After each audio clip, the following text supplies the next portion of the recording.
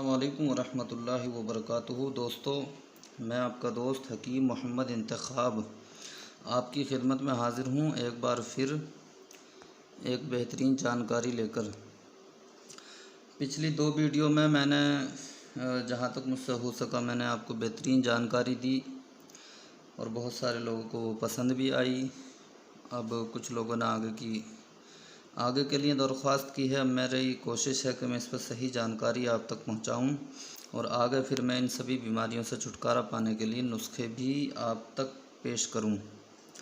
तो जी, ये तीसरा पार्ट है। इसमें भी आपको जानकारी ही दी जाएगी। जब सही जानकारी आपके पास होगी, इलाज का तरीक़ा आपके पास होगा, तो आप फिर अगर सस्ती सी आसान सी घरेलू चीज़ भी खा लेंगे तो वो भी आप पर काम करेगी।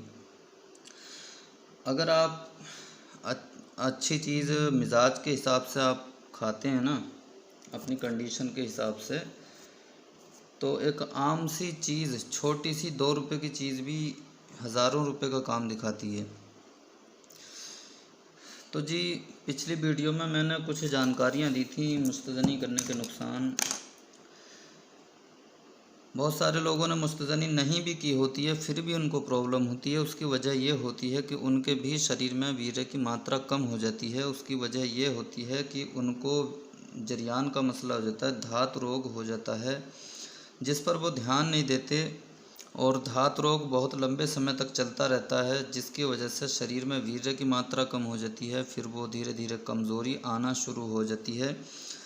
जिसके शरीर में वीर्य कम होता है तो उसके शरीर में कमज़ोरी आ जाती है, ताकत उसकी कम हो जाती है। वीर्य एक बहुत ही महत्वपूर्ण एक पदार्थ है शरीर के अंदर, जिसकी हमारे शरीर को बहुत ज़्यादा ज़रूरत होती है। ठीक है जी, ज़रूरी नहीं है कि हस्तमैथुन करने के बाद ही कमज़ोरी आती है, बल्कि शरीर से वीर्य किसी भी प्रकार से अगर कम हो जाता है तो फिर बहुत सारी कमज़ोरियाँ आना शुरू हो जाती हैं। कई बार ऐसा होता है बहुत सारे लोगों को कि अगर वो किसी भी तरह की बीमारी में मुब्तला रहे हों थोड़े लंबे समय तक, तब भी ये मसला हो जाता है। बहुत सारे लोगों को बहुत लंबे समय तक कब्ज़ रहती है, जिसकी वजह से पाचन क्रिया कमज़ोर हो जाती है। लीवर अपना सही से काम नहीं करता। जब लीवर काम नहीं करता है तो वो ब्लड नहीं बनाता सही से। जब उसके शरीर में ब्लड की कमी होती है तो फिर उसके शरीर में वीर्य की भी कमी होती है। आयुर्वेद में बहुत सारे हकीमों की ज़ुबानी, वैद्य डॉक्टरों की ज़ुबानी आपने सुना होगा कि भाई 40 दिन का कोर्स है या 60 दिन का कोर्स है।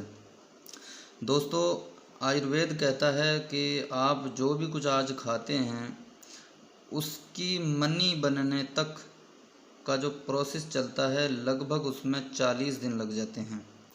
आज हमने ये दवाई खा ली, चाहे आज हमने ये सेब खा लिया, चाहे आज हमने ये अमरूद खा लिया, चाहे हमने ये खाना खा लिया, इसको पचने में इसका जो प्रोसेस चलता है बहुत लंबा चलता है। ये पहले हज़म होगा, फिर इसका रस बनेगा, खाना हज़म होगा। ये लंबा है, मैं बताऊंगा तो वीडियो बहुत लंबी हो जाएगी। वैसे भी बहुत सारे लोग पक चुके हैं इस मौजू से। तो जी, ब्लड बनेगा, मज़ी बनेगी, बदी बनेगी, मज़ी बनेगी, फिर जाकर मनी बनेगी। तो ये जो प्रोसीजर चलता है तो इसको 40 दिन लगते हैं। इसीलिए आयुर्वेद में नाम रखा गया है जी। आयुर्वेद में इस कोर्स को बताया जाता है कि जी 40 दिन का कोर्स है या 60 दिन का कोर्स है। अब बहुत से लोग कहते हैं जी 5 दिन दवाई खाने के बाद कि जी दवाई काम नहीं कर रही। तो दवाई कैसे काम करेगी जी? दवाई वीर्य गाढ़ा कैसे होगा, वीर्य पैदा कैसे होगा जी? वीर्य को बनने में लगेंगे पूरे 40 दिन। ठीक है जी। आज आपने दवाई खाना शुरू करी, 5-6 दिन में उसकी मात्रा बढ़ना तो शुरू हो जाएगी। ठीक है, यानी वो थोड़ा तेज़ बनना शुरू हो जाएगा, लेकिन मुकम्मल जो बनेगा वो 40 दिन का उसमें समय लगता है। ठीक है जी, ये बहुत सारे लोगों की समझ में आ गई होगी जो मैंने बोला है। ठीक है जी। अब चलते हैं जी, जैसे मुस्तज़नी हस्तमैथुन करने के बाद बहुत सारे नुकसान शरीर में हो चुके हैं, वो पहले मैंने सारे कुछ बता ही दिए हैं। अब जो बंदा हस्तमैथुन करता है तो उसकी दिमाग की जो कार्य क्षमता होती है वो भी कमज़ोर हो जाती है। फिर वो ख़यालाती ज़िंदगी में ही जीता है और फिर वो रात दिन बिस्तर पर लेट के उसके दिमाग में ये ख्याल आते हैं मैं ये करूँगा, ऐसा करूँगा, वैसा करूँगा, मेरी वाइफ होगी, गर्लफ्रेंड होगी, ये वो। तो वो सोचते सोचते ही फारिग हो जाता है जी। इस में क्या होता है, कई बार बहुत से लोगों के हल्का फुल्का करंट आता है नफ्स में, और वो थोड़ी सी उसमें जैसे इरेक्शन आएगा और वो तुरंत उसमें से कतरे निकल जाएंगे, यही ज़कावत हिस्स होती है। तो ये मसला सेक्सुअल प्रॉब्लम का सबसे गंभीर मसला है, सबसे गंभीर प्रॉब्लम है। सेक्स प्रॉब्लम के अगर 100 मरीज़ आप निकालेंगे तो 80 मरीज़ इसी ही बीमारी के होंगे, जिनको कतरे आते हैं, सोचते ही पानी निकल जाता है। अच्छा, बहुत सारे लोग विदेश में रहते हैं, विदेश में रहते हैं, अपनी फैमिली से दूर रहते हैं, बहुत से, चाहे उनमें शादीशुदा हों या गैर शादीशुदा हों।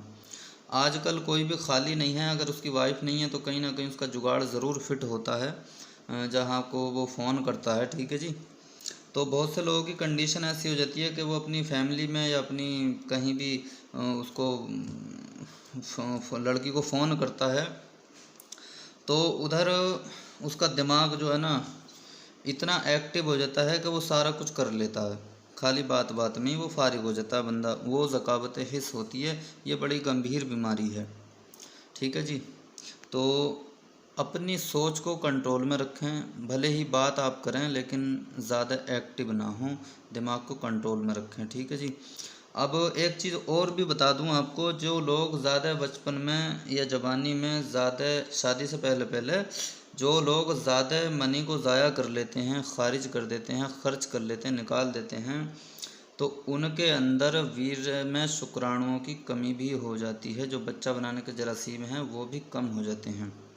यहाँ पर एक बात और बताता चलूँ, जो लोग ज़्यादा मुस्तजनी के शिकार हो जाते हैं उनकी लीवर की कार्य क्षमता कमज़ोर हो जाती है। वैसे ये सारी चीज़ें मैं बता आया हूँ पिछली बार वीडियो में, उसमें देख लेना आप, ठीक है, सुन लेना।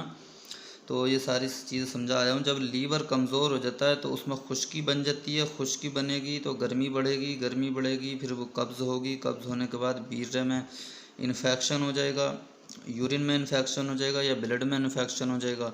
अब जब वो गर्मी से इन्फेक्शन होगा तो फिर शुक्राणु जो वीर्य है ना, वीर्य के अंदर जब उसमें इन्फेक्शन होता है तो उसमें फिर पस सेल्स बढ़ने लगते हैं। जब पस सेल्स बढ़ते हैं तो फिर शुक्राणुओं की कमी होने लगती है, ठीक है जी। जब शुक्राणुओं की कमी होगी तो फिर बच्चा पैदा करने में बहुत ज़्यादा मुश्किल पेश आती है।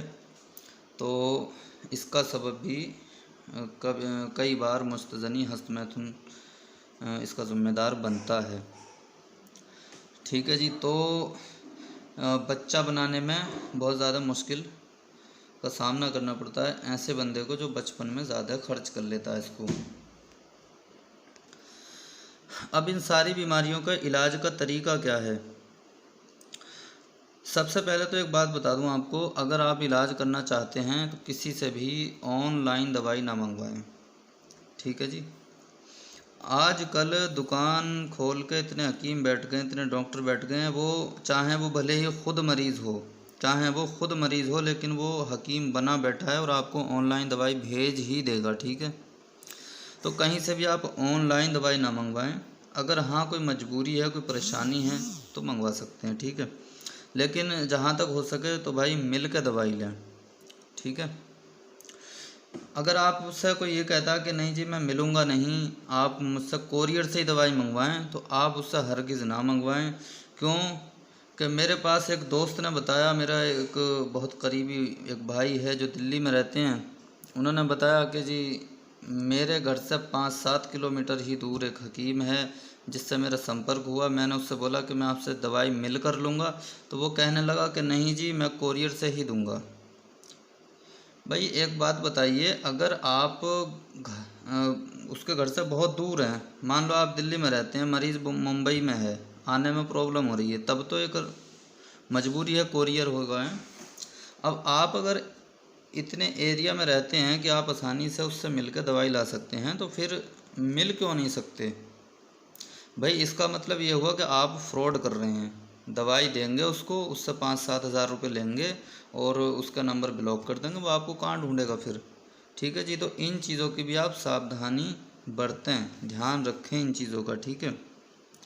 अब एक चीज़ आपको और बताता चलूँ, इलाज के लिए जब बंदा इलाज करवाता है तो वो कहता है कि जी मैंने 1 महीना फ़लाँ जगह से दवाई खाई थी, 1 महीना मैंने फ़लाँ जगह से दवाई खाई थी, और मैंने कम से कम 10 हकीम डॉक्टर बदल दिए, लेकिन फ़ायदा नहीं हुआ।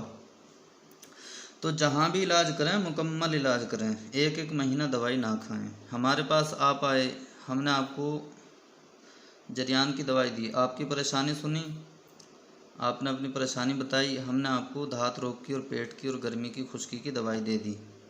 आप गए, 1 महीना दवाई खाई, आपका पेट भी ठीक रहा, आपका जो पाचन क्रिया वो ठीक हो गई, आपकी जरियान का मसला ठीक हो गया। लेकिन आपके दिमाग में बैठी है बात मर्दाना कमज़ोरी की, ठीक है जी। पेट आपको बीमारी नहीं लग रहा, दांत आपको बीमारी नहीं लग रही, आपके दिमाग में बात आ गई कि यार फ़ायदा तो कुछ हुआ नहीं, छोड़ो इसकी दवाई छोड़ो, अब दूसरी जगह चलते हैं। दूसरी जगह आपने परेशानी बताई, उसने क्या किया, उसने भी दांत की दवाई दे दी, ठीक है जी। फिर आपके दिमाग में आ गया यार इससे फ़ायदा नहीं हुआ, फिर आप दूसरी जगह गए। यानी एक ही बीमारी का जो शुरुआती इलाज है, कोर्स है, वो आपके ऊपर चल रहा है और आपकी बीमारी वहीं की वहीं है, बड़ी ख़त्म ही नहीं हो रही, ठीक है जी। तो कहीं से भी आप 1-1 महीना, 15-15 दिन, 1-1 हफ्ते की दवाई ना खरीदें, बल्कि आप पूरा कोर्स करें शुरू से आखिर तक, जब तक वो हकीम मना ना कर दे कि हाँ तो ठीक हो गया अब चला जा, बस उसको छोड़ दें, ठीक है जी। आप 1-1 महीने की खाएंगे, हमने भी दांत की दवाई दे दी, उसने भी दे दी, उसने भी दे दी, कहानी वहीं की वहीं है, आपके पैसे ख़त्म हो रहे हैं, आपके टाइम खर्च हो रहा है। या हमने भी ये माजून दे दिया, दूसरे ने भी दे दिया, तीसरे ने भी दे दिया, बीमारी वहीं की वहीं है, ठीक है जी। तो इन चीज़ों का ध्यान रखें, इलाज करें तो मुकम्मल करें और शुरू से करें। और किसी भी को भी हकीम को आप ये ना कहें कि भाई मुझे ये चीज़ चाहिए, अपनी डिमांड बिल्कुल नहीं रखें। आप अपनी बीमारी बताएं कि मुझे इस बीमारी का इलाज कराना है, ठीक है जी। तो ये है इलाज का सही तरीका। अब मैं आपको एक चीज़ और बताता हूँ दोस्तों, फ्रॉडपन की बात बताता हूँ आपको। मेरे पास एक बंदे ने दवाई मंगवाई मुझसे और अपनी उसने मुझे परेशानी बताई, तो मेरे फ़ोन में उसका रिकॉर्ड दर्ज था। उसने 2-3 बार मुझसे जड़ी बूटियाँ मंगवाई, 2-3 बार उसने मुझसे दवाई भी मंगवाई। अब से तकरीबन 15 से 20 दिन पहले एक बंदे ने मुझे संपर्क किया। वो कहने लगा कि यार इस बंदे को जानते हो क्या, फ़लाँ नाम के। मैं बोला यार नाम तो सुना हुआ लग रहा है। वो बोला ये नंबर है उसका। मैंने वो नंबर अपने व्हाट्सएप में डायल किया तो उसका रिकॉर्ड आ गया मेरे व्हाट्सएप में। मैं बोला हाँ यार ये इसने मुझसे कुछ जड़ी बूटियाँ मंगवाई थी और कुछ अपनी प्रॉब्लम भी बताई थी, इसने मेरे से 1-2 बार दवाई भी मंगवाई है। बोले ठीक है। मैंने कहा क्या हुआ भाई बताओ। वो बोले कि यार ये बंदा खुद मरीज़ है और कि यार ये हकीम बन गया, इसका यूट्यूब पे चैनल भी है और उसने मुझे एक पोस्ट भी भेजी जिसमें मेरे ही नुस्खे थे। उसकी पोस्ट में मेरे ही नुस्खे थे। उस बंदे ने जिसने मुझे उसके बारे में बताया था, उसने मुझे एक पोस्ट भेजी कि ये दवाई मुझे बना के दी है उसने, और उसमें कम से कम 3-4 नुस्खे जॉइंड। उसमें धात का नुस्खा 5-6 चीज़ों का, 5-6 चीज़ों का मुगल्लिज, 5-7 चीज़ों का उसमें मुहर्रिक, सब चीज़ें मिला के उसने एक लंबी सी 50-60 जड़ी बूटी की फ़ाइल बना दी और यूट्यूब पे लेके बैठ गए जी ये नुस्खा है, ऐसे ऐसे है और इतने रुपए का, इतना हमसे संपर्क करें। अब जब उसने मुझे बताया तो मैं बोला यार जब इतनी चीज़ें बता दी, उसके चैनल का लिंक भी दे भाई मैं देखता हूँ। अब मैंने उसके चैनल का लिंक देखा तो यार बिल्कुल वही आवाज़ उसी बंदे की, हालांकि उसने वीडियो में शक्ल नहीं दिखा रखी थी। उसका नंबर मैंने चेक किया तो मेरे व्हाट्सएप में आ रहा है उसका नंबर, जो उसने मेरे से दवाई अपने खुद बीमारी ऑर्डर करके बता के मुझे ये ऑर्डर करा था। तो यानी कि खुद बीमार है बंदा, अपना इलाज उससे हो नहीं रहा, इलाज करते करते वो खुद हकीम बन गए। तो ऐसे बंदों से बचें।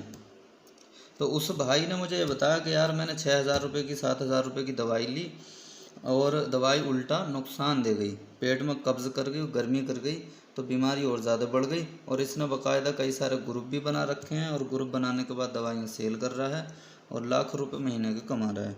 तो ऐसे बंदों से भी सावधान रहें। पहले बंदों को समझें, सोचें, उसको परखें कि नॉलेज है या नहीं है, तब उससे अपना ट्रीटमेंट करवाएं। ऑनलाइन के दवाई के चक्कर में ना पड़ें। आप अगर 5-7 साल से बराबर इलाज करा रहे हैं, आपको फ़ायदा नहीं हो रहा, तो आप एक दिन का टाइम खर्च करके हकीम के पास जाने में आपको कौन सी प्रॉब्लम हो रही है भाई? मान लो आप 150-200 किलोमीटर दूर रहते हैं, तो आजकल हर चीज़ की सुविधा है, सवारियां हर जगह को मिल जाती हैं आसानी से। आप आराम से सुबह से लेकर शाम तक अपने घर पहुंच सकते हैं दवाई लेकर मिलकर, ठीक है? तो कहीं भी आप धोखेधड़ी के चक्कर में ना फंसें। तो अगली वीडियो जो आएगी दोस्तों इलाज पर आएगी, ठीक है? अब मैं एक एक बीमारी का स्टेप बाय स्टेप आपको इलाज दूंगा, आप उन नुस्खों को बनाकर फ़ायदा हासिल कर सकते हैं और अपना इलाज खुद करें।